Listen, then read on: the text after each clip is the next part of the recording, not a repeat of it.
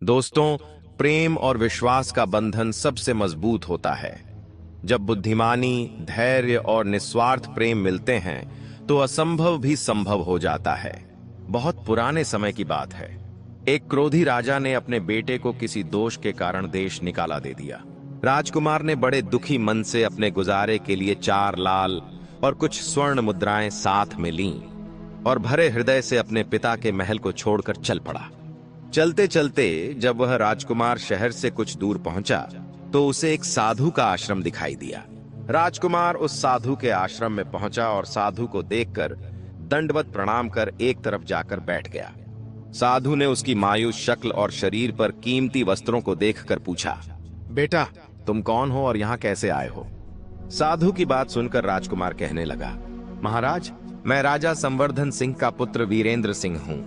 मेरे पिता ने मुझे देश निकाला दे दिया है, इसीलिए मैं परदेश जा रहा हूँ।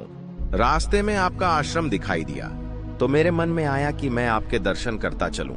वीरेंद्र सिंह की बात सुनकर साधु ने कहा, बस तुम बहुत ही नेक इंसान हो। परदेश जा रहे हो, इसलिए मैं तुम्हें 4 बातें बताता हूँ। तुम उन बातों पर पूरा ध्यान रखना, क्योंकि परदेश में ये बातें तुम्हारे बहुत काम आएंगी। पहली बात यह है कि परदेश में एक से भले 2 होते हैं, और दूसरी बात यह है कि परदेश में दूसरे के हाथ का बना खाना मत खाना। यदि किसी कारण से खाना भी पड़ जाए तो पहले किसी जानवर को खिला देना। तीसरी बात यह है कि परदेश में जाकर किसी दूसरे की बिछाई हुई चारपाई पर मत सोना। यदि सोना पड़े तो पहले बिस्तर को अच्छी तरह से झाड़ लेना, उसके बाद सोना। चौथी बात यह है कि यदि कहीं शत्रुओं के जाल या फंदे में फंस जाओ तो जहां तक हो सके नरमी और ज्ञान की बातें करके अपने उद्देश्य को प्राप्त करना। साधु ने कहा, मेरी यह 4 बातें हमेशा ध्यान रखना। साधु की बात सुनकर राजकुमार ने साधु को प्रणाम किया और परदेश के लिए चल पड़ा। जब चलते चलते कई दिन बीत गए तो वह एक जंगल में पहुंच गया। वहां उसने देखा कि एक चील कछुए के बच्चे को लेकर उड़ रही है। सहसा बच्चा चील के पंजे से छूटकर नीचे गिर पड़ा। वीरेंद्र सिंह ने जब कछुए को तड़पते हुए देखा तो उसे बड़ी दया आ गई।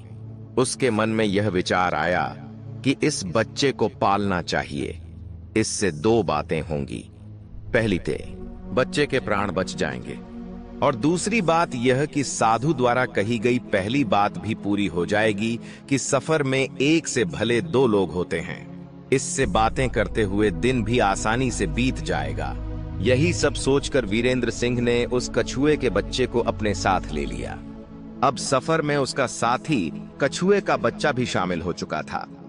कुछ दिनों के बाद राजकुमार को एक अच्छा सा स्थान दिखाई पड़ा। वहां पहुंचकर उसने कुछ खाया पिया और फिर कछुए के बच्चे से कहा, तुम यहीं बैठे रहना, मैं थोड़ी देर विश्राम कर लूंगा। इतना कहकर वीरेंद्र सिंह एक पेड़ के नीचे जाकर सो गया। दोस्तों, उसी पेड़ पर एक सांप और एक कौवा रहते थे। उन दोनों का यह दस्तूर था कि जब कोई व्यक्ति उस पेड़ के नीचे ठहरता तो सांप उसे डस लेता और कौवा उसकी आंखें निकाल लेता था। जब सांप ने सोते हुए मुसाफिर को देखा तो पेड़ से नीचे उतर आया और राजकुमार को डस लिया। कुछ देर बाद कछुए की नजर वीरेंद्र सिंह पर पड़ी। उसे मरा हुआ देखकर वह घबरा गया और उसके ऊपर बैठकर रोने लगा। तभी कौवा भी पेड़ के नीचे उतरा। जैसे ही उसने वीरेंद्र सिंह की आंखें निकालनी चाहीं, कछुए ने झपट कर कौवे की गर्दन को मुंह से पकड़ लिया। कौवे ने बहुत जोर लगाया मगर कछुए ने उसे नहीं छोड़ा। तब कौवे ने सांप को पुकारा। कौवे की आवाज सुनकर सांप वहां पहुंचा और उसने बड़े जोर से कछुए की पीठ पर डंक मारा, परंतु कछुए ने अपना मुंह भीतर कर लिया। सांप ने कई बार कछुए की पीठ पर डंक मारा, किंतु हर बार कछुआ अपना मुंह अंदर कर लेता। जब सांप का कछुए पर बस नहीं चला तो उसने प्रार्थना करना शुरू किया, तुम मेरे मित्र को छोड़ दो। कछुआ कहने लगा, नहीं, तूने मेरे मित्र को डसा है, अब मैं भी तेरे मित्र की जान ले लूंगा। अगर तू मेरे मित्र को बचा देगा तो मैं तेरे मित्र को छोड़ दूंगा। यह सुनकर सांप ने काटी हुई जगह पर मुंह रखकर वीरेंद्र सिंह के शरीर से सारा विष खींच लिया और बोला, अब तो मेरे मित्र को छोड़ दो। कछुए ने जब देखा कि राजकुमार को थोड़ा सा होश आ रहा है और उसका जहर उतर रहा है तो उसने कौवे की गर्दन छोड़ दी। जब वीरेंद्र सिंह को पूरी तरह होश आया तब कछुए ने उसे सांप के डसने का सारा वृतांत बता दिया। कछुए की बात सुनकर वीरेंद्र सिंह के मन में साधु की पहली बात खटकी। उसने सोचा कि सचमुच साधु की यह बात काम आ गई कि एक से भले दो होते हैं। मन ही मन उसने साधु को बहुत धन्यवाद दिया और आगे की यात्रा पर निकल पड़ा। चलते चलते कुछ दिनों के बाद जब वह समुद्र के किनारे पहुंचा, तब कछुए के बच्चे ने कहा, मित्र, मेरा देश आ गया है। यदि तुम कहो तो मैं अपने माता पिता से मिल आऊं, क्योंकि उनसे बिछड़े हुए बहुत दिन बीत चुके हैं। वे बहुत दुखी होंगे। वीरेंद्र सिंह ने उसे जाने की आज्ञा दे दी और स्वयं रात को वहीं समुद्र के किनारे उसी जंगल में ठहर गया। दोस्तों, जिस जंगल में राजकुमार ठहरा हुआ था, उसी जंगल में कुछ दूरी पर एक ठग का परिवार रहता था। उस ठग की 2 लड़कियां और 4 बेटे थे। उसकी बड़ी बेटी ज्योतिष विद्या में बहुत निपुण थी। जब भी कोई राहगीर या यात्री उस जंगल से होकर निकलता था और उसके पास जो कुछ भी कीमती सामान होता था, तो ठग की बड़ी बेटी अपनी ज्योतिष विद्या से सब कुछ पता लगा लेती थी। आज बहुत दिनों के बाद ठग की बड़ी बेटी को खजाने की महक आई। उसने अपने पिता से कहा, ऐसा लग रहा है कि इस जंगल में एक राहगीर आया हुआ है और उसके पास 4 लाल हैं। यदि तुम लोग उस राहगीर को यहाँ ले आओ तो उससे लाल लेना मेरा काम है। अगर वे लाल हमें मिल जाएं तो हम जन्म भर के लिए निहाल हो जाएंगे। परंतु उस राहगीर को मारना मत, उसे जीवित ही पकड़ कर लाना। ठग अपने बेटों के साथ तुरंत उसकी तलाश में निकल पड़ा। थोड़ी ही दूरी पर उन्होंने देखा कि एक आदमी पेड़ के नीचे सो रहा है। उसे देखकर उन्होंने सोचा कि यही वही राहगीर हो सकता है जिसके पास लाल हैं। उन्होंने उसे पकड़ लिया और अपनी बड़ी बेटी के हवाले करके बोले, इसे लाल निकलवाना अब तेरा काम है। ठग की बड़ी बेटी ने पूरे आत्मविश्वास के साथ कहा, तुम लोग चिंता मत करो, मैं इससे लाल निकलवा लूंगी। उसी समय ठग की छोटी बेटी ने जब वीरेंद्र सिंह को देखा तो वह जी जान से उस पर मोहित हो गई। पहली ही नजर में ठग की छोटी बेटी अपना दिल उस नौजवान राजकुमार वीरेंद्र सिंह पर हार बैठी। भाइयों के डर से वह कुछ कह नहीं सकी, लेकिन मन ही मन उसे बचाने की युक्ति सोचने लगी। कुछ देर बाद ठग की बड़ी बेटी ने भोजन तैयार किया और उसमें जहर मिला दिया। वही खाना उसने वीरेंद्र सिंह को परोस दिया।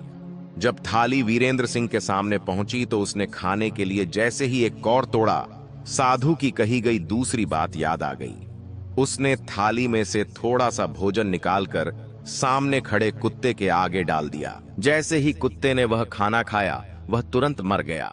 यह देखकर वीरेंद्र सिंह ने भोजन नहीं किया। उसके मन में विचार आया कि साधु की दूसरी बात भी काम आ गई। अपने इस चाल के असफल होने पर ठग की बड़ी बेटी भीतर ही भीतर गुस्से से तिलमिला गई, लेकिन उसने गुस्से को दबा लिया। फिर उसने वीरेंद्र सिंह के सोने के लिए पलंग तैयार करवाया और कहा, जाओ मुसाफिर, ऊपर के कमरे में तुम्हारे लिए पलंग तैयार करवा दिया गया है। अब तुम आराम करो। कई दिनों के सफर की यात्रा के कारण तुम थके हुए हो, ठग की बड़ी बेटी ने कहा। वीरेंद्र सिंह जब ऊपर आया तो उसे बढ़िया धुली हुई चादर पलंग पर बिछी हुई दिखाई दी। उसने सोचा, जो हुआ सो हुआ, कई दिनों के बाद चैन की नींद तो सोने को मिलेगी। जैसे ही वह पलंग पर बैठने को हुआ, तभी उसे साधु की कही गई तीसरी बात याद आ गई।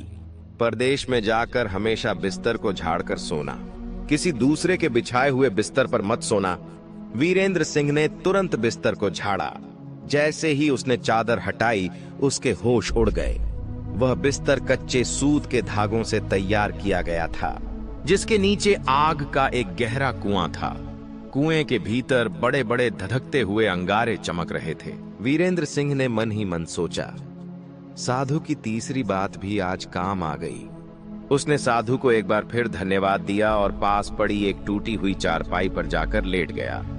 दोस्तों, थोड़ी देर पहले जो राजकुमार चैन की नींद लेने की सोच रहा था, अब नींद उसकी आंखों से कोसों दूर थी। अब तो उसे अपनी जान के लाले पड़े थे। वह सोचने लगा कि आज की रात बचना बहुत कठिन है।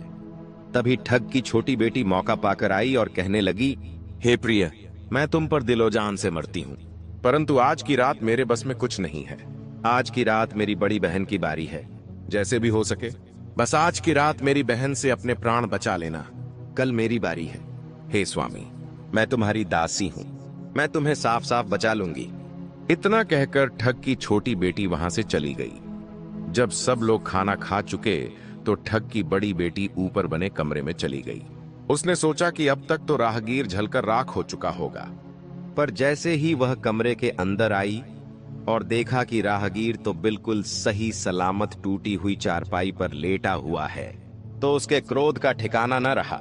उसने तुरंत अपनी कटार निकाली और क्रोध से कहने लगी, हे राहगीर, यह तो अपने चारों लाल निकालकर मुझे अभी के अभी दे दो, वरना मैं तुम्हें मार डालूंगी। उसी समय वीरेंद्र सिंह को साधु की चौथी बात याद आ गई कि जब कहीं शत्रुओं के फंदे में फंस जाओ तो जहां तक हो सके नरमी और ज्ञान की बातें सुनाकर अपने उद्देश्य को पूरा करना चाहिए। उसने सोचा कि आज रात बचना तो जरूरी है, पर साधु की चौथी बात भी आजमानी चाहिए। यही सोच समझकर वीरेंद्र सिंह ने उस लड़की से कहा, मेरे पास लाल नहीं है, यदि तुम मुझे मार डालोगी तो वैसे ही पछताओगी जैसे बंजारा अपने कुत्ते को मारकर बाद में पछताया था। लड़की ने गुस्से में कहा, कौन बंजारा, कौन सा कुत्ता, क्या कह रहे हो तुम, मेरी तो कुछ समझ में नहीं आ रहा है। राजकुमार कहने लगा, तुम नहीं जानती तो सुनो। एक बंजारा था जिसने एक कुत्ते को पाल रखा था।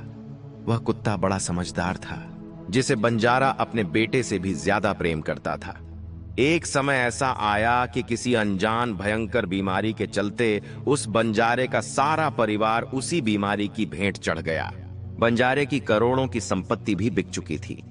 दुखी बंजारा अपने कुत्ते को लेकर एक साहूकार के पास पहुंचा। उसने साहूकार से कहा कि वह 10,000 रुपए के बदले अपना कुत्ता गिरवी रखना चाहता है। दोस्तों, उस समय 10,000 रुपये एक बहुत बड़ी रकम होती थी। पहले तो साहूकार ने बंजारे को मना कर दिया, लेकिन फिर कुछ सोच विचार के बाद उसे पैसे देने के लिए तैयार हो गया। कुछ ही समय बीता था कि एक रात सेठ के घर डाकू घुस गए। बंजारे का कुत्ता सारी हरकतें देख रहा था। उसने सोचा कि यदि वह भूंकता तो परिवार के सभी लोग उठ जाते और डाकू उनका कत्ल कर देते, इसलिए वह चुपचाप बस उन्हें देखता रहा।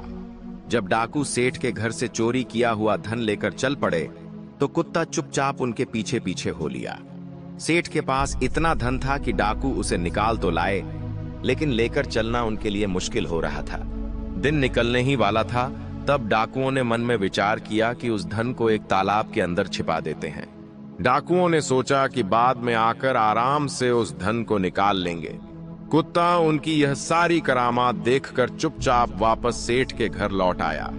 सुबह हुई तो सेठ के घर में कोहराम मच गया। पता चला कि चोर सारा धन लेकर भाग गए हैं। सेठ का रो रो कर बुरा हाल था। आसपास के लोग उसे दिलासा देने की कोशिश कर रहे थे। सेठ ने रोते हुए कहा, सुना था बंजारे का कुत्ता बहुत समझदार है, पर यह तो एक बार भी नहीं भूखा। तभी बंजारे का कुत्ता सेठ की धोती पकड़कर खींचने लगा। कुत्ते की हरकत देखकर पास खड़े एक समझदार व्यक्ति ने सेठ से कहा, सेठ जी, यह कुत्ता कुछ कहना चाह रहा है, हमें इसकी बात सुननी चाहिए। सभी लोग कुत्ते के पीछे पीछे चल पड़े। कुत्ता उन्हें उसी तालाब के पास ले गया जहां रात में डाकुओं ने धन छिपाया था। तभी वह दौड़कर तालाब के अंदर घुस गया और अशर्फियों से भरी हुई एक थैली अपने मुंह में दबाकर बाहर आ गया। यह देख सेठ के नौकर तुरंत तालाब में कूद गए और चोरी किया हुआ सारा माल बाहर निकाल लाए। यह सब देखकर सेठ की आंखों में आंसू आ गए। वह भावुक होकर कुत्ते से कहने लगा, मुझे माफ कर देना, मैंने तुम्हें बहुत बुरा भला कहा था। सेठ ने तुरंत कागज मंगवाया और बंजारे के नाम एक चिट्ठी लिखी। भाई बंजारे, तेरे कुत्ते ने मेरे 10,000 पूरे कर दिए। मैं तेरे कुत्ते को तेरे पास वापस भेज रहा हूँ। अगर तुझे आगे भी 10 या 50,000 रुपए की आवश्यकता हो तो मेरे पास आकर ले जाना। इतने समझदार कुत्ते को मेरे पास छोड़ने के लिए तेरा बहुत बहुत धन्यवाद। सेठ ने चिट्ठी कुत्ते के गले में बांधी और उसे नम आंखों से विदा किया। कुत्ता घूमता घूमता 4-5 दिन के बाद अपने मालिक बंजारे के पास पहुंच गया। कुत्ते को आता देख बंजारे के बदन में आग लग गई। उसने सोचा, मैं तुझे साहूकार के पास गिरवी रखकर आया था और तू वहां से भाग गया। तूने मेरी बेइज्जती करवा दी। गुस्से में अंधा हुआ बंजारा तुरंत अपनी बंदूक निकाल लाया और कुत्ते को गोली मार दी। कहते हैं, क्रोध में लिया हुआ कोई भी फैसला कभी सही नहीं होता।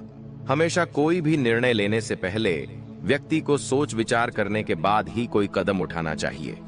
लेकिन बंजारा तो गुस्से में अंधा हो चुका था। उसने कुत्ते को गोली मार दी और सिर पकड़कर वहीं बैठ गया। दोस्तों, कुछ देर बाद उसकी नजर कुत्ते के गले में टंगी पर्ची पर पड़ी। बंजारे ने पर्ची निकालकर पढ़ना शुरू किया। पढ़ते ही वह फूट फूट कर दहाड़े मारकर रोने लगा। लेकिन अब भला क्या हो सकता था। बंजारे की कहानी सुनाकर वीरेंद्र सिंह ठग की बेटी से कहता है, एक और कहानी सुनो। एक राजा के पास एक बहुत समझदार और शिक्षित तोता था। वह तोता बड़ा चतुर था। एक दिन राजा तोते को अपने साथ गंगा स्नान के लिए ले गया। उसने तोते को घाट पर बिठा दिया और स्वयं स्नान करने चला गया। तभी तोते की नजर अमर फल पर पड़ी, जो पास ही नदी में बहता हुआ जा रहा था। तोते ने उसे नदी से बाहर निकाल लिया। जब राजा स्नान करके लौटे तो तोता अमर फल देते हुए कहने लगा, महाराज, यह अमर फल है, इसे खा लीजिए। राजा ने कहा, मैं अकेला अमर फल खाकर क्या करूंगा, इसे अपने बाग में लगाऊंगा। जब इसमें फल लगेंगे तब पूरे परिवार को खिलाकर सबको अमर कर दूंगा। गंगा स्नान के बाद राजा अपने राजमहल लौटे। उन्होंने वह अमर फल माली को देकर कहा, इस फल को बाग में लगाओ। दोस्तों, कुछ ही दिन बीते थे कि उस पेड़ पर फल फूल लगने लगे। जब एक फल पककर पेड़ से नीचे गिरा तो उसे एक सांप ने डस लिया, जिससे वह फल जहरीला हो गया। अनजाने में माली वह अमर फल लेकर राजा के पास पहुंचा। राजा उस फल को देखकर बड़ा प्रसन्न हुआ। कुछ सोच विचार करने के बाद उसने वह फल पहले कुत्ते को खाने को दिया, क्योंकि राजा बड़ा नीतिवादी और विवेकशील था। वह जानता था कि बिना सोचे समझे किसी भी वस्तु को खाना ठीक नहीं होता। ज्यों ही कुत्ते ने वह फल खाया, वह मर गया। यह देख राजा क्रोधित हो उठा। उसने तोते से कहा, बेईमान तोते, तू हमें जहर देकर मारना चाहता था। इतना कहकर राजा ने क्रोध में आकर तलवार से तोते की गर्दन काट डाली। फिर माली से कहा, इस पेड़ के चारों तरफ कांटे लगा दो ताकि कोई भी इसका फल न खा सके। एक दिन की बात है कि उसी शहर में सास बहू के बीच जमकर लड़ाई हो गई। बहू से तंग आकर सास गुस्से में घर से निकल गई और बड़बड़ाते हुए कहने लगी, आज मैं राजा के बगीचे में जाकर वह जहर वाला फल खा लूंगी। इतना कहकर वह बाग में पहुंच गई। जैसे ही उसने पेड़ से फल तोड़कर खाया, वह अचानक 16 साल की युवती बन गई। जब राजा को यह समाचार मिला तो उसे सारा माजरा समझते देर नहीं लगी। राजा को अपनी गलती पर बहुत दुख हुआ। वह कहने लगा, वास्तव में यह अमर फल ही था। मैंने व्यर्थ ही इतने समझदार तोते को मार डाला। इतनी कहानी कहते कहते सवेरा हो गया। तभी ठग की बेटी ने वीरेंद्र सिंह से कहा, आज तो तूने मुझे बातों में उलझाकर अपनी जान बचा ली, लेकिन आज रात मेरी छोटी बहन की बारी है। वह तुझे किसी भी कीमत पर जीवित नहीं छोड़ेगी। जब ठग की छोटी बेटी को पता चला कि वीरेंद्र सिंह जीवित और बिल्कुल सही सलामत है, तो उसकी खुशी का ठिकाना नहीं रहा। अपनी बहन को दिखाने के लिए ठग की छोटी बेटी ऊपरी मन से कहने लगी, तुम निश्चिंत रहो बहन, मैं आज बिना लाल लिए उसे छोड़ने वाली नहीं हूं। दिन बीता और रात हुई। तब ठग की छोटी बेटी वीरेंद्र सिंह के पास पहुंची और कहने लगी, भगवान का शुक्र है कि तुमने चालाकी से अपनी जान बचा ली। वीरेंद्र सिंह ने गंभीर स्वर में पूछा, तुम सब ऐसा क्यों करती हो? इस पर ठग की छोटी बेटी कहने लगी, हमारी यही रीति है। मेरे भाई और बाप मुसाफिरों को पकड़ कर लाते हैं और हम बहनें अपनी चालाकी से उनका माल हथियाने के बाद उन्हें मार डालती हैं। फिर उसने थोड़ा मुस्कुराते हुए कहा, लेकिन तुम चिंता मत करो, अब मेरी बारी है और मैं तो दिलो जान से तुम्हारी दासी हूँ। तुम्हें जैसा समझ पड़े वैसा ही करो। यह सुनकर वीरेंद्र सिंह कहने लगा, प्रिय, तुम्हें देखते ही मैं पसंद कर बैठा था। दिल करता है कि हर पल तुम्हारे पास ही रहूं। तुम अपनी बड़ी बहन की तरह नहीं हो, तुम एक नेक दिल वाली औरत हो और तुमसे मेरा कुछ भी छिपा नहीं है। वीरेंद्र सिंह की बात सुनकर ठग की छोटी बेटी ने कहा, तुम कहते हो कि मुझसे कुछ भी छिपा नहीं है, तो फिर वे लाल कहाँ हैं? वीरेंद्र सिंह ने मुस्कुराते हुए कहा, वह चारों लाल मेरी जांघ में छिपे हैं। अगर तुम निकालना चाहो तो निकाल लो। राजकुमार की बात सुनकर ठग की छोटी बेटी हंसते हुए कहने लगी, प्यारे, वो लाल तुम्हें ही मुबारक हो। मैं तो तुम्हारी दासी हूँ, तुम्हारे दर्शनों की प्यासी हूँ। मुझे तुम्हारे सिवाय और कुछ नहीं चाहिए। यह सुनकर वीरेंद्र सिंह गहरी आवाज में बोला, जो कुछ भी तुमने कहा है वह सब ठीक है, लेकिन प्यार और प्रेम की बातें तभी तक मायने रखती हैं जब हमारे शरीर में प्राण बचे हों। जब तुम्हारे बाप और भाइयों को इसका पता चलेगा तो हमारी खैर नहीं रहेगी। ठग की बेटी ने आत्मविश्वास से कहा, तुम चिंता मत करो, मेरे पास इसका भी उपाय है। आज रात सबके सो जाने के बाद हम यहाँ से भाग चलेंगे। कहीं बहुत दूर जाकर वहीं रहेंगे जहाँ कभी मेरे बाप और भाई नहीं पहुँच सकेंगे। वीरेंद्र सिंह ने गंभीरता से पूछा, यह सब कैसे होगा? ठग की बेटी ने कहा, यहाँ से निकलने का सिर्फ एक ही उपाय है। मेरे पिता के पास 2 घोड़े हैं, एक दिन भर में 70 कोस चलता है और दूसरा 90 कोस। तुम बड़े घोड़े को खोल लाना तब तक मैं हमारे लिए कुछ धन का प्रबंध कर लेती हूँ और धन बांध कर ले आऊंगी।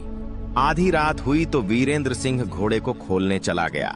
जल्दबाजी के कारण उसने बड़े घोड़े की जगह गलती से छोटे घोड़े को ले लिया। ठग की बेटी बहुत सा माल लेकर घोड़े पर बैठ गई और दोनों चल दिए।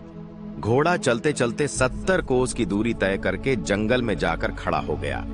घोड़े के रुकते ही वीरेंद्र सिंह और ठग की बेटी के होश उड़ गए।